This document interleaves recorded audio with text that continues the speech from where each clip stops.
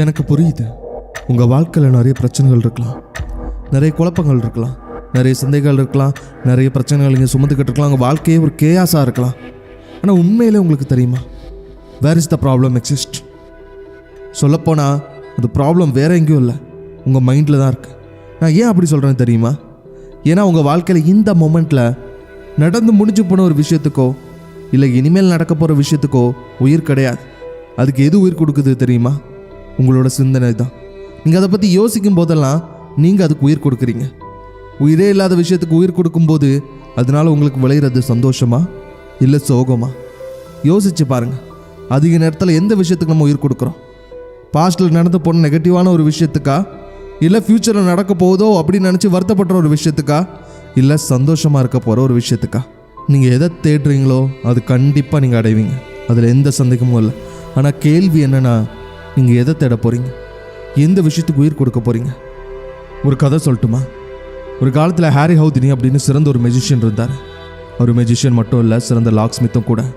அவர் எதுக்கு ஃபேமஸ் அப்படின்னா, எந்த ஒரு போட்ட கதவாக இருந்தாலும் சரி அதை 5லேருந்து 10 நிமிஷத்துக்குள்ளே ஓப்பன் பண்ணி வெளியில் வந்துடுவார்.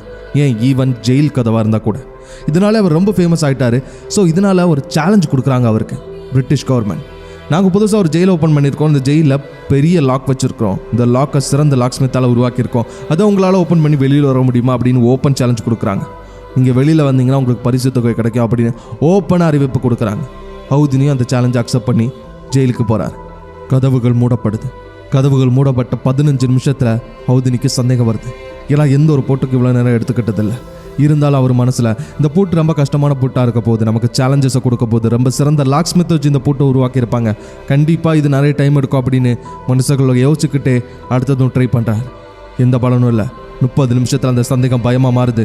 1 மணி நேரத்தில் ரொம்ப பயந்து போகிறாரு. 2 மணி நேரத்தில் மயங்கி கீழே விழுந்துடுறாரு.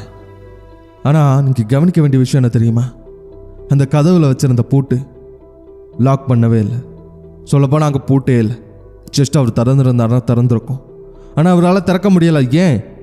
ஏன்னா அவர் ப்ராப்ளத்துக்கு மேலே கான்சன்ட்ரேட் பண்ணார். அவரோட யோசனையெல்லாம் இந்த பூட்டு எந்த அளவுக்கு கஷ்டமான பூட்டாக இருக்க போகுது, நமக்கு எவ்வளோ சேலஞ்சஸை கொடுக்க போகுது, எந்த அளவுக்கு சிறந்த லாக் ஸ்மித்தை வச்சு இந்த பூட்டை உருவாக்கியிருப்பாங்க அப்படின்னு ப்ராப்ளத்தை மட்டும் பற்றி தான் யோசிச்சார். ஆனால் இதுக்கு முன்னாடியெல்லாம் அப்படி இல்லை. உள்ளே போனதும் அதை ஓப்பன் பண்ணுறதுக்கான சொல்யூஷன் மட்டும் யோசிப்பார். சொல்யூஷன் வந்துடும், ஓப்பன் பண்ணிவிடுவார். ஆனால் இப்போது ப்ராப்ளத்தை யோசிச்சார், ப்ராப்ளத்தை மட்டும் பற்றி தான் யோசித்தார். ஸோ அவரால் எதையும் பண்ண முடியும். உங்கள் வாழ்க்கையில் அதே தான். நீங்கள் எந்த விஷயத்துக்கு உயிர் கொடுக்குறீங்க? நீங்கள் ப்ராப்ளத்துக்கு உயிர் கொடுக்குறீங்களா இல்லை சொல்யூஷனுக்கு உயிர் கொடுக்குறீங்களா? நீங்கள் ப்ராப்ளத்தை மட்டுமே யோசிக்கிறது வரைக்கும் உங்கள் வாழ்க்கையில் சொல்யூஷன் கிடைக்க போகிறதில்ல. சொல்யூஷன் வேணும்னு முடிவு பண்ணிட்டீங்க அப்படின்னா ப்ராப்ளத்தை பற்றி யோசிக்காதீங்க. நீங்கள் எதை தேடுறீங்களோ அதுதான் உங்களுக்கு கிடைக்கும். எனக்கு புரியுது. உங்கள் வாழ்க்கையில் அடுக்கடுக்காக பிரச்சனைகள் வரும்போதும், கஷ்டங்கள் மேலே கஷ்டங்கள் வரும்போதும் நம்ம மேலே சந்தேகம் வர்றது சகஜம்தான். ஆனால் ஒரு விஷயம் நல்லா புரிஞ்சுக்கோங்க. இங்கே விதைக்கிற விதை நல்லா இருந்து, அதை விதைக்கப்படுற மண்ணும் நல்லா இருந்து, ஆனால் அதுக்கு மேலே உங்களுக்கு நம்பிக்கை இல்லை அப்படின்னா அந்த விதையை நீங்கள் கைவிட்டுருவீங்க. அதுக்கு மேலே தண்ணி விட மாட்டீங்க, போதுமாக கேர் பண்ண மாட்டீங்க, அதனால அந்த விதையும் முளைக்காது.